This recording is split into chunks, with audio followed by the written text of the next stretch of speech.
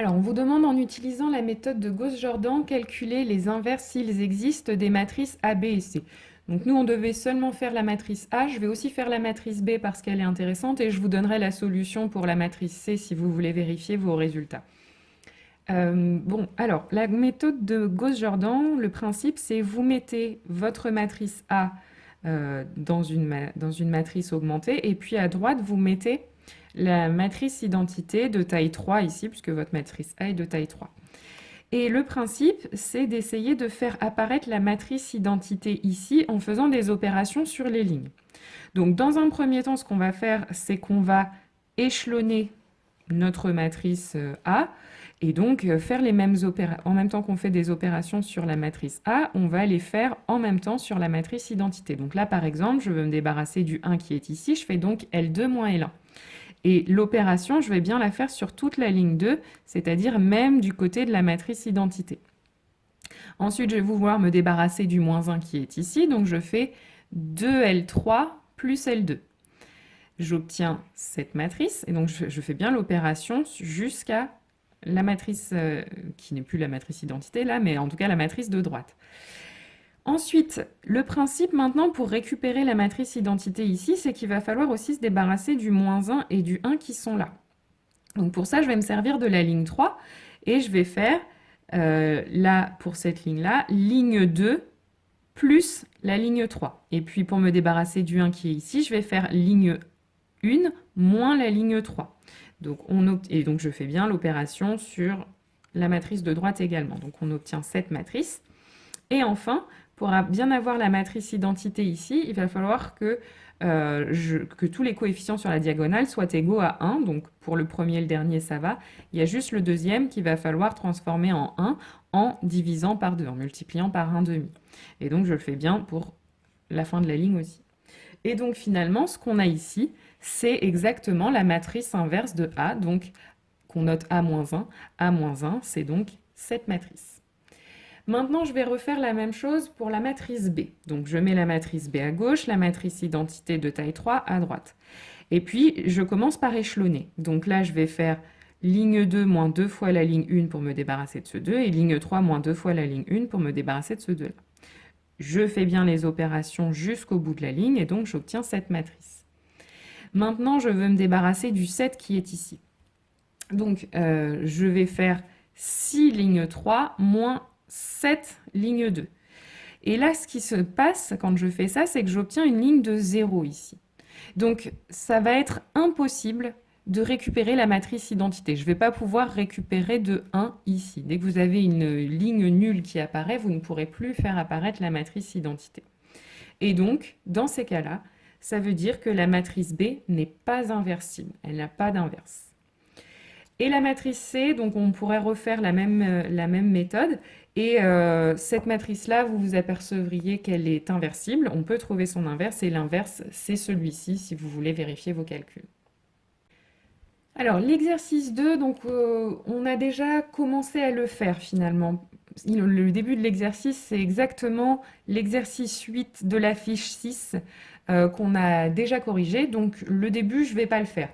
Déterminer ker de f, im de f et rang de f, c'est exactement les questions A et B de l'exercice 8 de la fiche 6, donc je vous renvoie à ma précédente vidéo.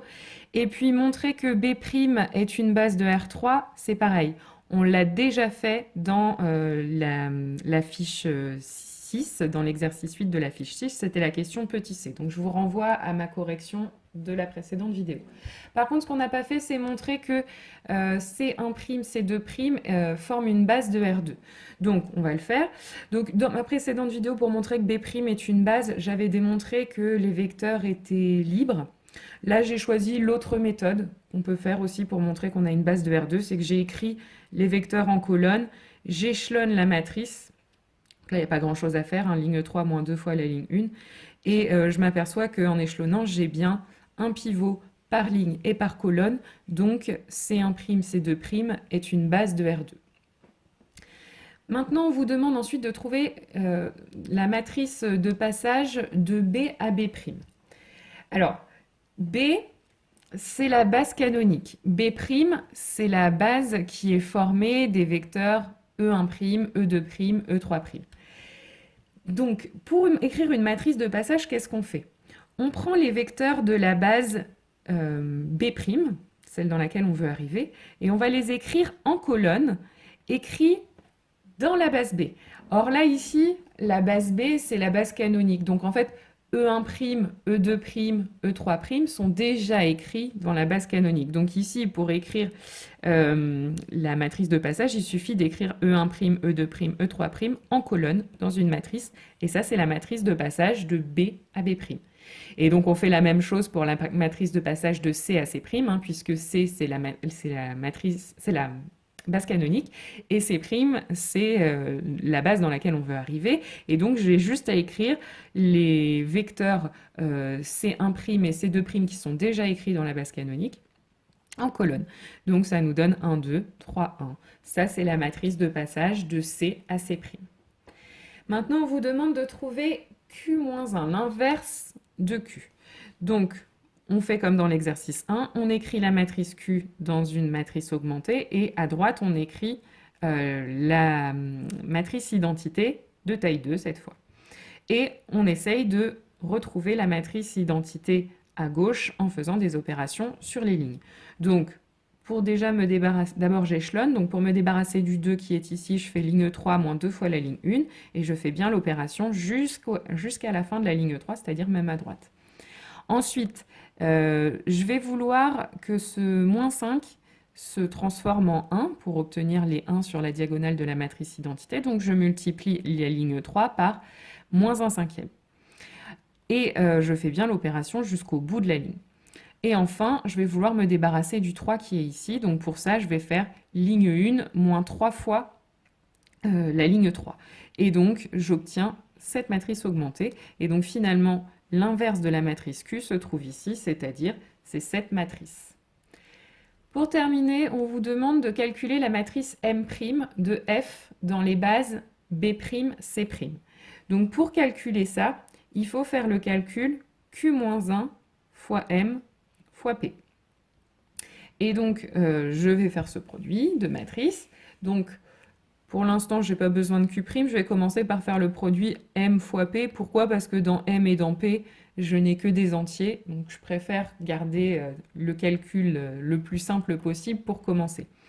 Donc, je multiplie bien chaque ligne de la matrice M par la colonne correspondant dans la matrice P. Donc là, je vais faire ligne 1 fois ligne 2. Ligne 1 fois la colonne 1.